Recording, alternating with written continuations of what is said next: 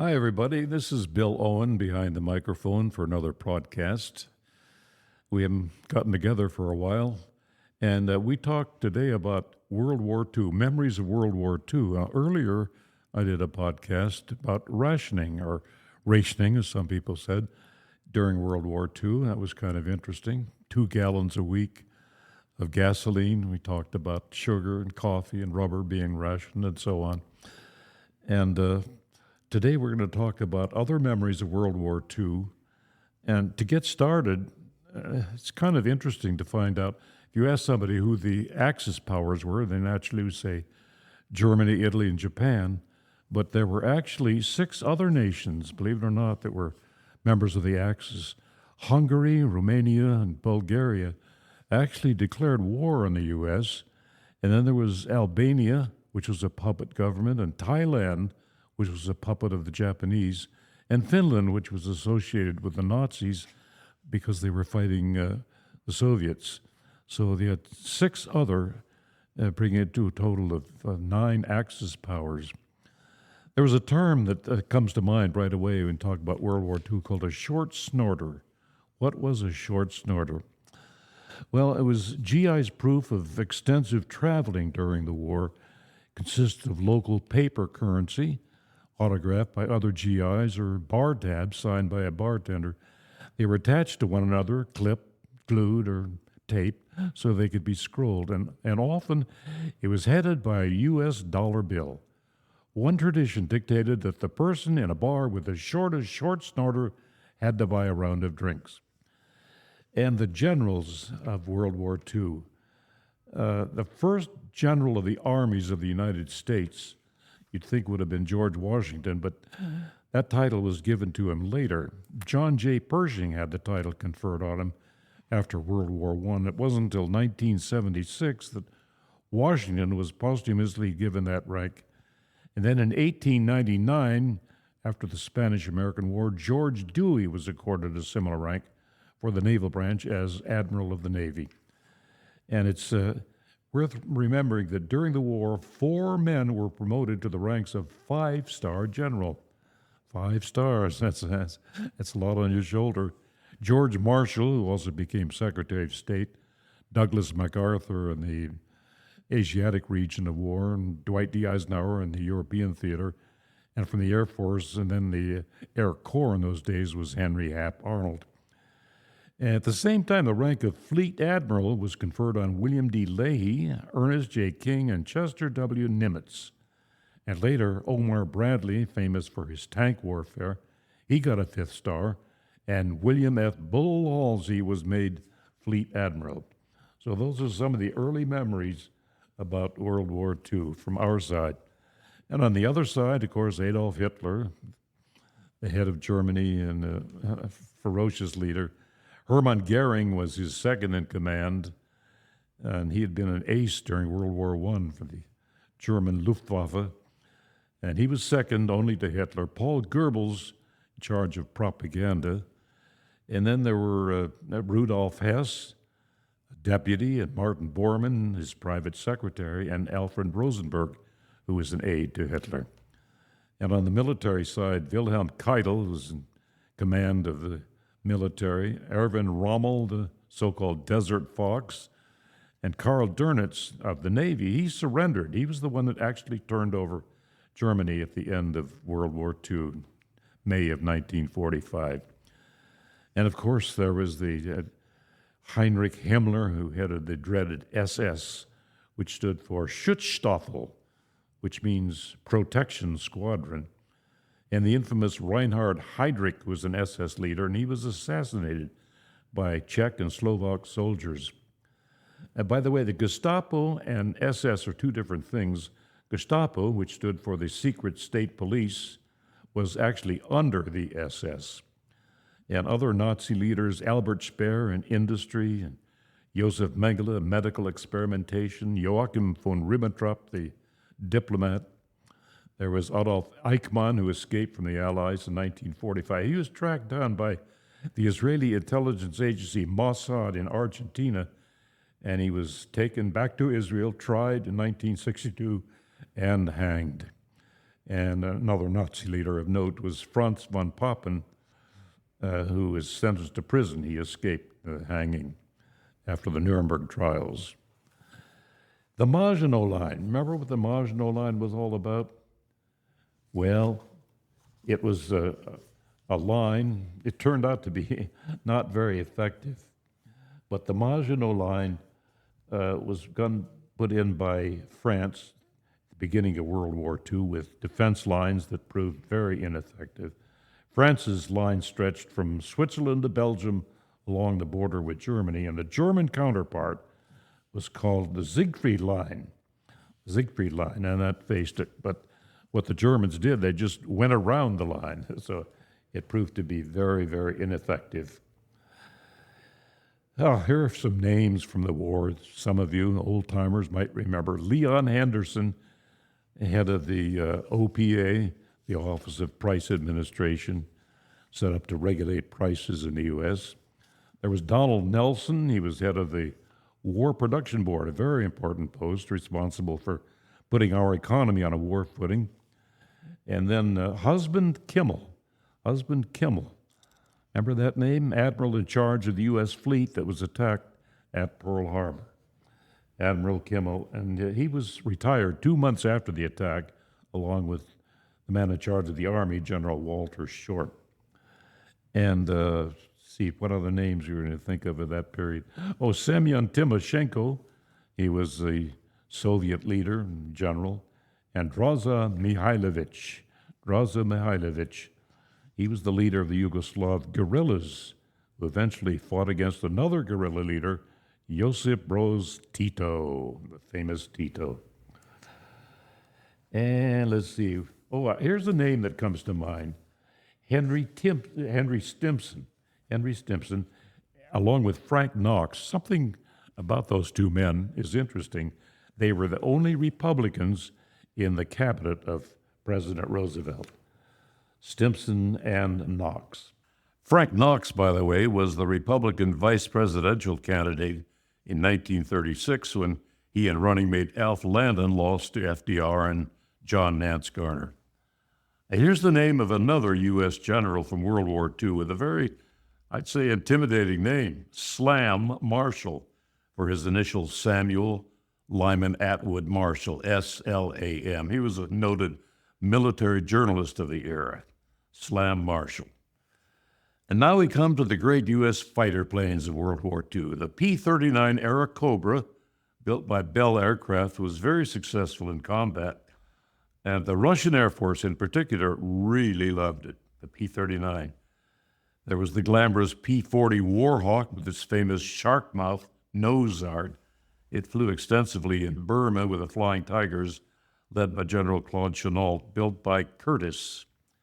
Oh, how about the P-47 Thunderbolt, built by Republic, noted for both aerial combat and ground support?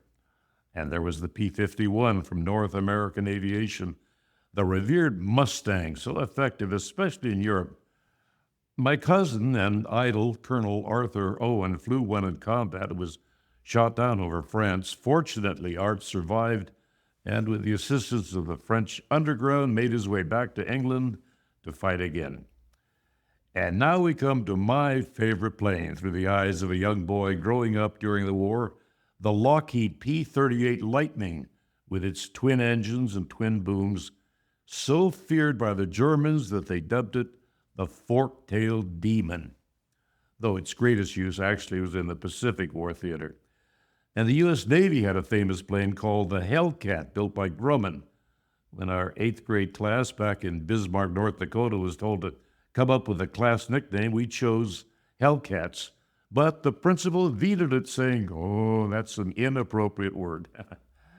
And then there was the F-4U Corsair, used by the Navy and Marines, built by Chanspot. It had a distinctive inverted gull wing that could be folded for use on aircraft carriers. And of course, we want to remember the leading U.S. aces of World War II, Richard Bong with 40 air victories, all in a P-38, Thomas McGuire, 38, Francis Gabby Grabowski, 28. Gabby went on to become the president and general manager of the Long Island Railroad. And then there was Joe Foss, who later became governor of South Dakota. By the way, Richard Bong, with his 40 air victories, one of his first instructors was a gunnery instructor. His name was Barry Goldwater, who later became the GOP presidential candidate in 1964, losing to Lyndon Johnson. Joe Foss, the governor of South Dakota. Some of the mottos of World War II. Semper Fidelis. What's Semper Fidelis? That's the U.S. Marine Corps motto. It means always faithful. The Coast Guard was Semper Paratus, also from the Latin. That meant always ready. And here's one called Can Do. Who do you suppose had Can Do? None other than the Seabees, that fabulous group that took the name from the initials of the actual name, which was Construction Battalion. But they were the Seabees, and they were so effective, they could set up a landing strip in just hours when they were moving in on foreign territory. The Seabees were so important at that time. Oh, a wonderful name out of that era, a little bit non-military, but during the war, a popular blonde movie actress who wore her long hair in what they called a peekaboo style hanging over her right eye. A government agency asked her to quit wearing it because many women imitating her style were catching their hair in factory machinery. That famous movie star was none other than Veronica Lake. Veronica Lake, another memory from World War II. And another name that comes to mind, Vidkun. Who was Vidkun? Vidkun. Vidkun was Vidkun Quisling, and he was a Norwegian Nazi collaborator whose name actually became a synonym for traitor. And Pierre Laval, you could spell his name backwards, comes out the same, Laval. Pierre Laval, who was the premier of Vichy France, which cooperated with the Nazis after France fell. There was Erwin, we talked about him earlier, Erwin Rommel, the German field marshal, known as the Desert Fox. And tragically, he was later forced to commit suicide by Hitler. They put on a big funeral for him as though he were a war hero, but Hitler actually ordered him to commit suicide. And another name, Pietro, Italian name. Pietro Badoglio, the Italian military leader in Ethiopia, which we used to call Abyssinia, but became Ethiopia later, chief of staff. He resigned to protest Italy's entry into World War II, and in 1943 he arranged the surrender of Italy to the Allied armies.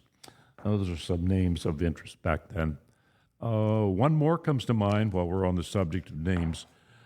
Raoul Wallenberg. He was a Swedish national and risked his life to help many people escape the Nazis, and he later died as a prisoner of the Soviets. The U.S. paid tribute to him by making him only the third person to become an honorary citizen of our country. Who were the other two, besides Raoul Wallenberg? Lafayette and Winston Churchill. Raoul Wallenberg. Here's what I get a kick out of. The ruptured duck. What's a ruptured duck? Any idea what that would be? The ruptured duck? Well, let me see if I can describe it for you. It was a lapel pin. It was awarded to the Armed Forces veterans for honorable service between September 8, 1938 and December 31st of 1946. And Ruptured Duck, by the way, was also the name of the B-25 piloted by Captain Ted Lawson in the famous Doolittle raid on Tokyo in 1942. That Doolittle raid, it didn't have a lot of effect, but it was so important for the home front to have something go our way, because we were definitely losing the early stages of the war in both Europe and the South Pacific. And still another name comes to mind was King Carol. Yeah, King Carol II. He abdicated his throne in 1940 rather than work with the Nazis, and he fled to Spain with his Mistra, Magda Lupescu. His native country was Romania. And we go to still more names. There was Merrill's Marauders. Merrill's Marauders from World War II. General Frank Merrill, he trained the 5307th Composite Group in guerrilla warfare and led him into battle as the first American infantryman to fight in Asia. That was the famous Frank Merrill of Merrill's Marauders. And also, we want to mention Draza Mihailovich. Draza Mihailovich. He was considered by historians to be the first resistance leader in Europe against the Nazis in occupied territory. He led his forces in his native Yugoslavia, later battled fellow countryman Josip Broz Tito. We mentioned that earlier. Although the noted freedom fighter's son and daughter both fought with Tito during the war, he was executed by a firing squad in 1946 on charges of treason. Draza Mihailovich. I remember I was in Yugoslavia some 10 years after the war, and they were still afraid, some of the citizens, to say the word Mihailovich because Tito was totally in control, and his name was not wanted to be heard in Yugoslavia by Tito, so people would only whisper the name if it came up. And how about the Italian foreign minister, Count Ciano? Count Ciano had a very famous father-in-law, but unfortunately for the Count, his father-in-law had him executed by firing squad in 1945. Who was his famous father-in-law? None other than Benito Mussolini, the head of Italy. Oh my, the names that come to us. And let's see, what other names you want to think about? Oh, we want to come up with Ernie Pyle. Ernie Pyle was a war correspondent, and he wrote stories right from the front. And he won a Pulitzer Prize for doing that. He covered the London Blitz and combat in North Africa, Sicily, France, the Pacific, reporting on what we call the average GI. But unfortunately, tragically, he was killed by machine gun fire on Lashima, an island off of northwestern Okinawa, back in 1945. Ernie Pyle. How about cartoonist Bill Mauldin? Big name in World War II. He was an artist. He depicted two grizzled GIs in his newspaper series called Up Front. And he had these two rugged-looking GIs, always unshaven and so on, often in trenches, foxholes. And they were Willie and Joe. They are often depicted with bullets whizzing overhead. And Up Front, even though the Defense Department didn't really approve of Up Front because they made a lot of fun about our own military, they ran that strip in Stars and Stripes, the Army newspaper. And how about Cordell Hull? There's an important name. Oh, before we get to Cordell Hull, I want to mention the very first popular patriotic song in the U.S. after Pearl Harbor became the number 8 tune. Only 7 weeks after the attack, it was titled "Remember Pearl Harbor." It began, "Let's remember Pearl Harbor as we go to meet the foe." It was co-written and recorded by one of America's top band leaders, and that man was Sammy Kaye. It was co-written by a man named Don Reed. Let's remember Pearl Harbor. It was just amazing. Of course, all of us were singing that song. And Cordell Hull, we wanted to mention him. He was Secretary of State during the war under FDR, Franklin D. Roosevelt. And we mentioned earlier the Secretary of War, Henry Stimson, Secretary of the Navy, Frank Knox, and the War Department and the Navy Department after the war were put together under the name of the Defense Department, no longer Secretary of War or Secretary of the Navy. And, here's a very important name from that era, a U.S. Navy lieutenant who shot down 5 Japanese aircraft in one day. Think of that. February 20th, 1942. He became the Navy's first ace ever, and a huge airport was named for him. It was, of course, O'Hare Airport. O'Hare Airport in Chicago. And that was originally Orchard Field, so that's why they call it ORD on the name tags. ORD, O'Hare Airport in Chicago. Here's something interesting. The very first shot fired by the U.S. at Pearl Harbor, it was fired by the USS Ward, which came across a midget sub from the Japanese, and it was beached and captured actually before the Japanese attack. So in a sense, we fired the first shot, ironically, at Pearl Harbor. Liberty ships, remember the Liberty ships? Cargo ships, they were producing 3 every 2 days. Think of it, 2,710 of them in 18 U.S. shipyards under the direction of Henry J. Kaiser, who partnered with Joseph Fraser later on after the war with remnants of the Graham Page Company to produce the Kaiser automobile and the Fraser automobile. Victory gardens. They were very popular, promoting conservation by growing fruits and vegetables in available spaces as parks, window boxes, or vacant lots. We had one in the south part of Bismarck, and we'd go down there once in a while and raise carrots, potatoes, corn, things like that. V-mail. Anybody heard about V-mail? GIs can send letters home on very lightweight paper with no postage required.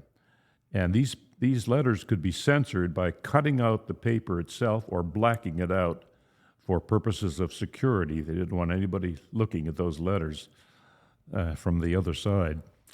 And my brother, Tudor, was in the South Pacific for quite a while, and we got a lot of letters, and occasionally they were blacked out.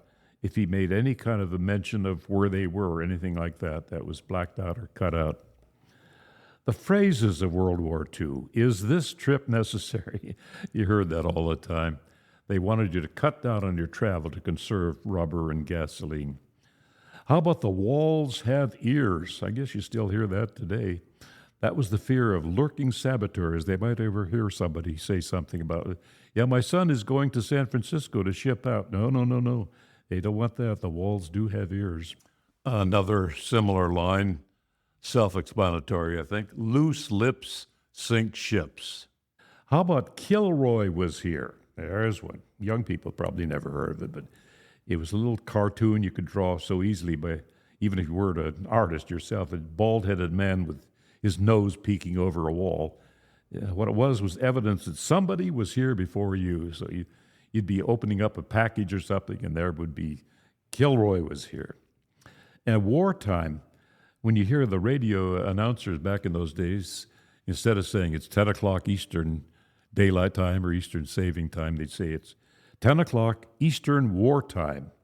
What was wartime? It was Daylight Saving Time, wrapped up in a new name to conserve energy. And that actually had started during World War I, as reinstated during World War II.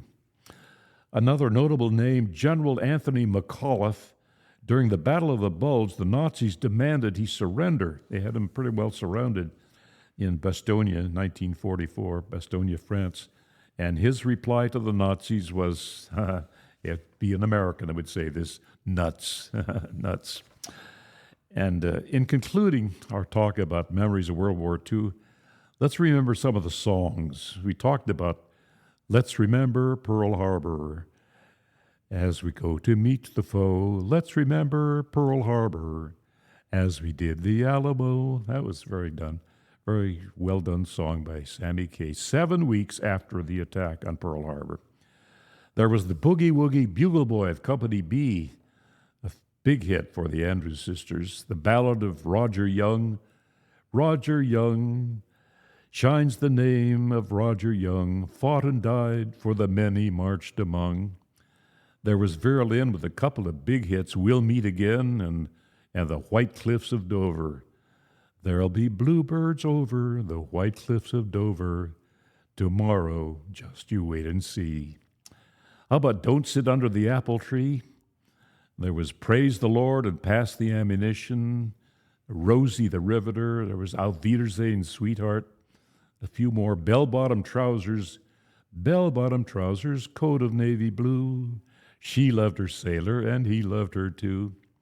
And one of the most sentimental of all songs, it almost brings a tear when you hear it. I'll be seeing you in all the old familiar places that this heart of mine embraces all day through. How about Coming In on a Wing and a Prayer? That's picturesque, isn't it? Coming in on a wing and a prayer, With our full crew on board and our trust in the Lord, we're coming in on a wing and a prayer. How about Johnny Got a Zero? That was inspired by a gunner named John D. Foley. Seems like when he was in grade school, he wasn't a good student, and he often got zeros, and kids would tease him. They say, Johnny got a zero, Johnny got a zero. Well, he grew up to be a pilot in the service, and he got his first zero, and then they could seriously say, Johnny got a zero today. Isn't that a great story? This is the Army, Mr. Jones. No private rooms or telephones. And there'll always be in England, another hit for Vera Lynn. They're either too young or too old. And finally, a spoof by Spike Jones and his City Slickers. They were a comical band, and they came out with Der Fuhrer's Face. Well, those are some of the memories that we have of World War II. I'm sure some of you from that era have your own personal memories. But I've enjoyed going over these with you, and hope you enjoy them too. This is Bill Owen behind the mic, once again wishing you all well.